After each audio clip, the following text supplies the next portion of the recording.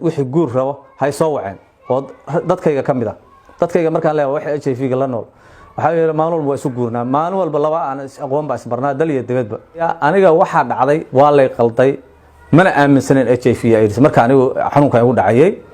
waxaan doonaan sameyn jiray oo meeshan doonaan mari jiray oo waxa way guurkayga waa badnaa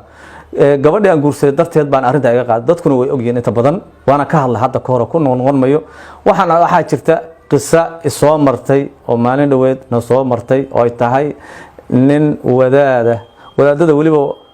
waxaan moodaa inay noogu adag yihiin oo nimanka dadka HIV ga qaba nin wadaada oo aan saaxiibnahay oo masaajidkooda tukano ayaa waxa dhacday gabar aroostay habeenka arooska galay baan ku war gabadha labadiina ma isbaarteen waana qisa cajiiba masaajid maghrib baa lagu jira wuxuu yiri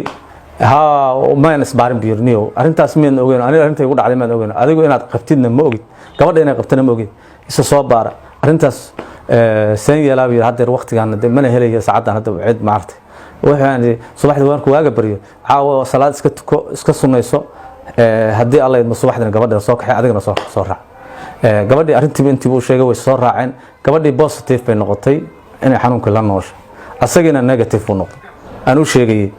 macnaha haday waa qofka kaliya oo marka aniga aan la kulmayo saas intee boqolaala oo warka aad leedahay iyo waxa aniga ugu dhacay tusaale inaan noqdaan rabay moogta ma dhacayso inay xasuustaan dadkeenana qeero waxa la qeero bas ay taqaan maalinta u horeysay xogaa Allah oranayaan marka dambana garan mayaan xasuusamay xanuunkaana inuu qofka intuu badbaadsan yahay inuu is ilaaliyo way marka waxaan u digaynaa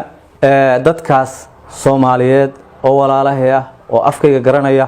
ayaan la hadlayaa waxaan leeyahay war hal is ilaasho oo dadka isguursanayo iyo dadka isu guurinaysan iyo kuwa aan sida kaleba sameeyo iska ilaaliya xanuunkan uu ku soo batay Soomaaliya qisada hadda adiga sheekeynay sidoo kale Bashiiro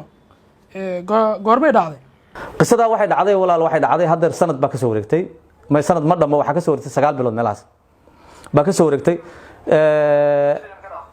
garaway ka dhacday garaway dhaxaysi ka dhacday waxa kale oo jira oo qiso kale maartay aan hadal kale ku daraya dadku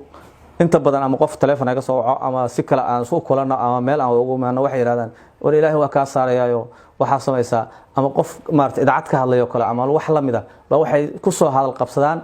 qofka haduusan ku qaadin galma xaaraana wuu ka baxayaa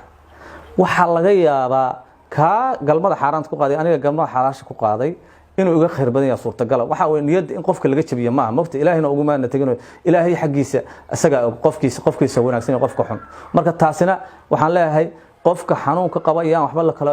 laba magac loo kala yeelin oo xumaan loo kala sameyn qof kasta astaghfirullah ku filan Ilaahay ha loo soo noqdo hal la soo yimaado waxa soo dhahan la joojiyo dadka kale xanuunkan qaba oo dhibaatada wada oo wax faafinayo oo si gudbinayna waxaan codsanayaa inay joojiyaan waxaan kale codsanayaa wixii guur rabo hay soo waceen oo dadkayga kamid ah dadkayga markaan leeyahay wax HIV ga la nool waxa yeelay maalin walba isu guurnaa maalin walba laba aan aqoon baa isbarnaa dal iyo dibadba marka meel kasta joogtaan waxaan taasna codsanayaa waad maadsantahay Yuusuf soo dhow daawadaha qiimiga badan oo fadlan daawade page-ka Dhulmar Media follow iyo like page-ka saaro si aad u heshid goor kasta war iyo warbixin